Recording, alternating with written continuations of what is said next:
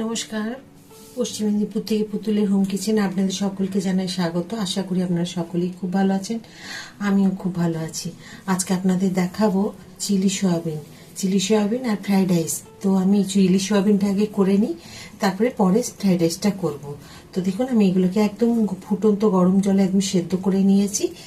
তো এর মধ্যে কি কি জিনিস দেব সবকিছু দেখবেন, শেষ পর্যন্ত ভিডিওটা না দেখলে বুঝতে পারবেন না। তো আমি আজকে চিলি সোয়াবিনটা সত্যি কথায় একদম অন্যরকম করছি।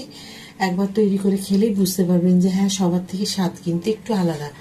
তো সাথে থাকবেন, শেষ পর্যন্ত ভিডিওটা দেখবেন। দেখুন, এখন এখানে দিয়ে দেবো আমি 1 চামচ কর্নফ্লাওয়ার, এখানে 1 চামচ, আর একটুখানি দেব একটুখানি নুন। এবার এগুলোকে একটুখানি হাত দিয়ে মেখে নেব, যাতে কর্নফ্লাওয়ার আর নুনটা সবার সাথে মিশে যায়। আমি একটা ফ্রাই প্যান বসিয়ে দিয়েছি, এর মধ্যে দিয়ে দিলাম আদা রসুনগুলোকে দেখুন নিয়েছি। সব আদা রসুন দিয়ে দিলাম, খুব ভালো করে চপ করে নিতে হবে।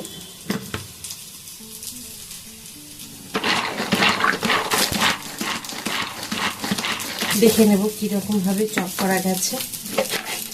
দেখুন কি সুন্দর হয়ে গেছে, সব বের করে দিচ্ছি। সোয়াবিনগুলো দেখুন খুব সুন্দর ভাজা হয়ে গেছে, হালকা ব্রাউন কালার। এর থেকে ভাজা যাবে না। তেল গরম হয়ে গেছে, আর পেঁয়াজগুলোকে দেখুন আমি স্কোয়ার ভাবে যেরকম কাটতে হয় কেটে নিয়েছি, দিয়ে পিস পিস করে এইভাবে ছাড়িয়ে নিয়েছি এইভাবে, তাহলে কি তাড়াতাড়ি হয়ে যাবে ভাজা।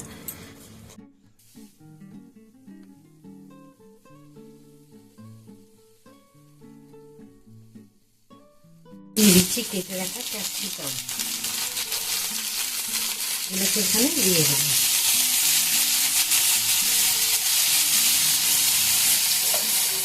এবারে সবগুলোকে ভেজে নেব। একটা তেজপাতা, একটা শুকনো লঙ্কা,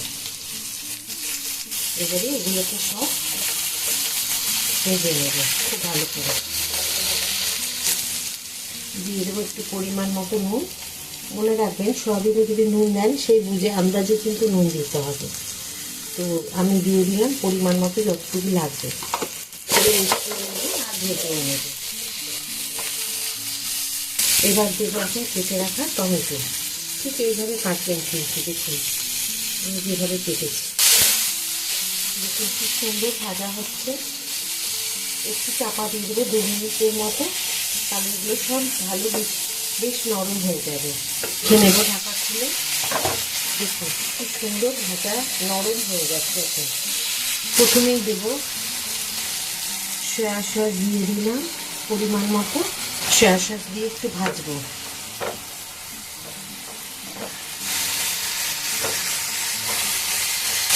এবার চিলি সস দিয়ে দিচ্ছি একটুখানি, অল্পই ছিল, এবার ধুয়ে দিয়ে দিলাম।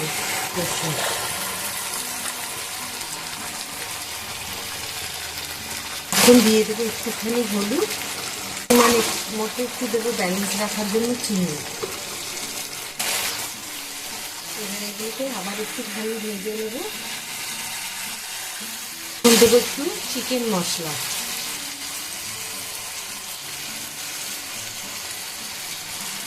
এবার এটাকে একটুখানি আবার ভেজে নেব। এখন দিয়ে দেবো উষ্ণ গরম জল।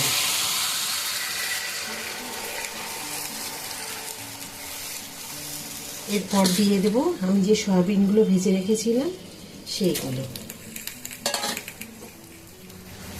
আশা করি রান্নাটা আপনারা খুব দেখলেন, সহজেই হয়েছে, এমন কিছু জটিল নয়, খুব সহজভাবে সুস্বাদু রান্না, খুবই অসাধারণ রান্না এটা চিলি সয়াবিন। এটা 1 সেকেন্ডের জন্য আমি ঢেকে দেব। একটু ঠান্ডা জলের মধ্যে, মানে 1/2 কাপ, তো তার মধ্যে 1/2 চামচ দিয়ে দিলাম কর্নফ্লাওয়ার। এটাকে একটুখানি গুলে নেব কর্নফ্লাওয়ারটা। ঢাকাটা খুলে একবার দেখে নিই।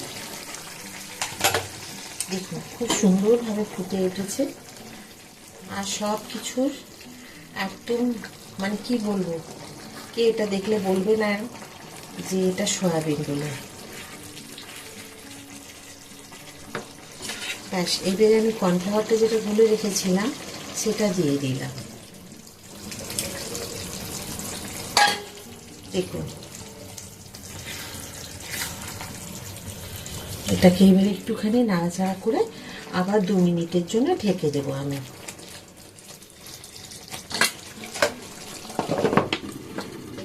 দেখি কেমন হয়েছে। উফ, কি সুন্দর গন্ধ আসছে। বিশ্বাস করুন এই গন্ধটা যদি যখন রান্না করবেন আপনারা নিজেরাও অনুভব করতে পারবেন। এত মানে কি বলবো, ঘ্রাণ শক্তিতেই মানে অর্ধেক ভোজন হয়ে যাচ্ছে। খুব সুন্দর লাগছে। দেখুন কি সুন্দর হয়েছে। তো এটাকে এখন আমি সাইড করে রাখবো। আর ফ্রাইড রাইসের জন্য সব সবজিগুলো আছে এগুলোকে আমি ভেজে নেব। তার জন্য দেখুন আবার এটাকে ধুয়ে বসিয়ে দিয়েছি, এখানে আমি সবগুলো ভেজে নেব। দেখুন তেল গরম হয়ে গেছে, ফ্রাইড রাইসের সব সবজিগুলো ভাজবো।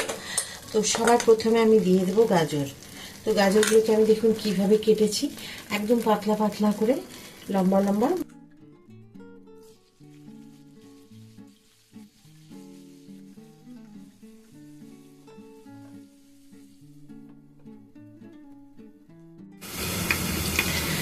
একবার ঢাকাটা খুলে দেখে নিন। দেখুন এগুলো তো বেশ তেলে ভাজা মোটামুটি অর্ধেক হয়ে গেছে আর কমেও গেছে অনেকগুলো। তো এখন দিয়ে দেবো আমি, বিনস ছিল না বাড়িতে, আমার কাছে মটর ছিল, বরবটি ছিল, এখন বরবটি দিয়েই আজকে কাজ চালাবো। এগুলো দিয়েও হয়, কিন্তু বিনস দিলেই যে খুব ভালো হবে তা নয়।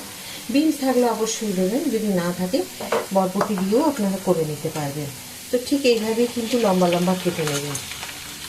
আমার পরিমাণ কম হবে ফ্রাইড রাইসে, সেই কারণে আমি সবজিগুলোও আমার পরিমাণে কম, তো একসাথেই ভেজে নিলাম। আলাদা আলাদা করে ভাজার কোনো দরকার নেই।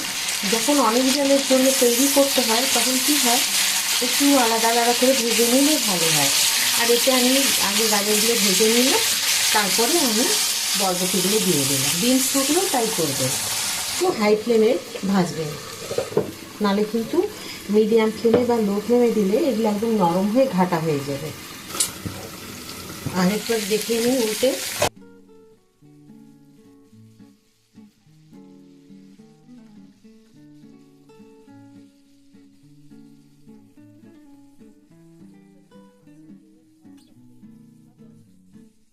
আরেকবার ঢাকা খুলে দেখে নিন।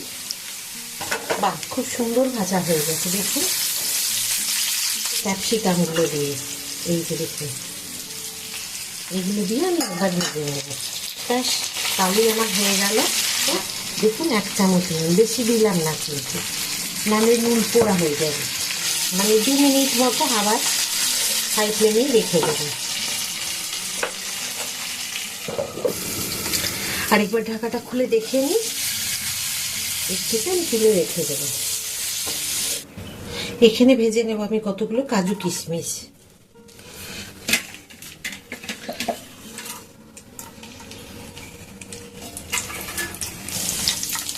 এই কাজু কিশমিশগুলো একটু ভেজে আমি তুলে দেবো। খুব ভালো ভাজা হয়ে গেছে দেখুন, আর এর থেকে ভাজবো না। গ্যাস বন্ধ করে দিলাম। এই গাজরের সাথেই আমি এগুলোকে সব তুলে নেব।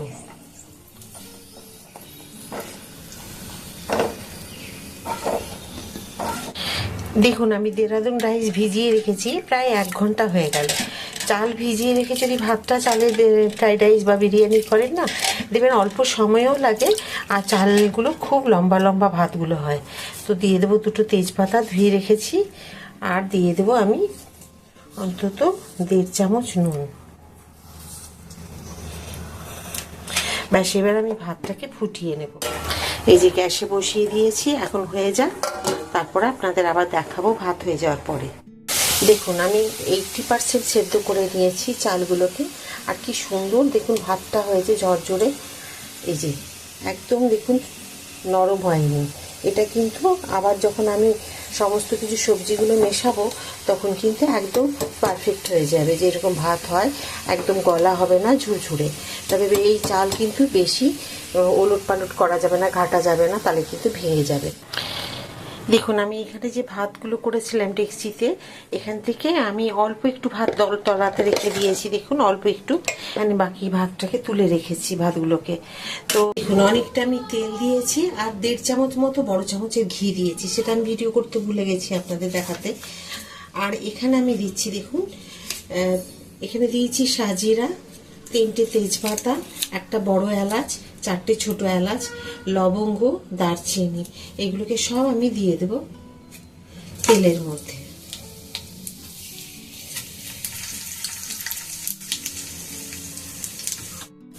এখন ভেজে রাখা যে সবজিগুলো আমি তুলে রেখেছিলাম, কাজু, কিশমিশ, গাজর, তারপরে বরবটি, বিনস ছিল না বলেইছি আমি, আর ক্যাপসিকাম, এগুলোকে সব আমি এই গরম তেলের মধ্যে আর ঘিয়ের মধ্যে আমি দিয়ে দিলাম।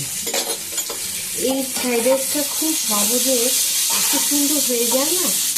দেখুন আমি গ্যাস এখন বন্ধ করে দিলাম, এগুলো সব আমার রেডি হয়ে গেছে।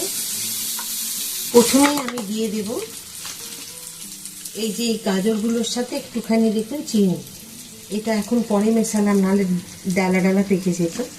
এখন দিয়ে দেবো ভাতের মধ্যে 1 লেয়ার একটুখানি চিনি দিয়ে দিলাম। এটা আপনাদেরকে ঠিক এইভাবে না করলে কিন্তু মিষ্টতা যেটা ভাব যেটা হবার সেটা কিন্তু হবে না। এরপর আমি দেখুন এই যে সবজিগুলোকে ভেজে রেখেছি, এইগুলোকে আমি একটা লেয়ারের মধ্যে এভাবে দিয়ে দেব। ঘি তেলটা আপনারা আপনাদের পরিমাণ মতো করে নেবেন।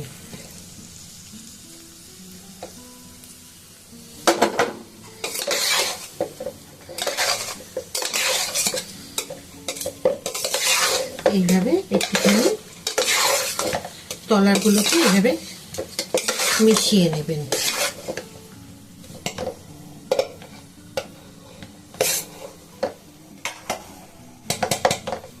আবার একটুখানি চিনি ছড়িয়ে দেব।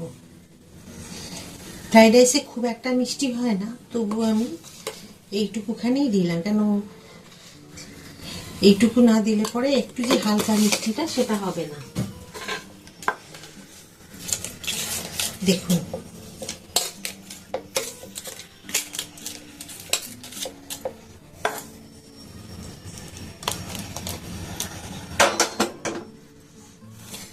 আবার এই লেয়ারের ভাতগুলো দিয়ে দেবো বাকি।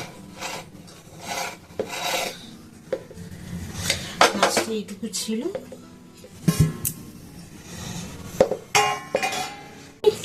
শাহি গরম মশলা,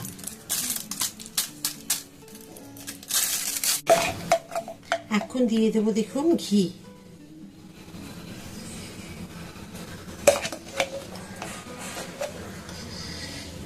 আগে দিয়েছিলাম 1.5 চামচ আর এখন দিয়ে দিলাম 2 চামচ, এই বড় চামচের। এই ঘি দিয়ে এখন আমি এটাকে একটুখানি এইভাবে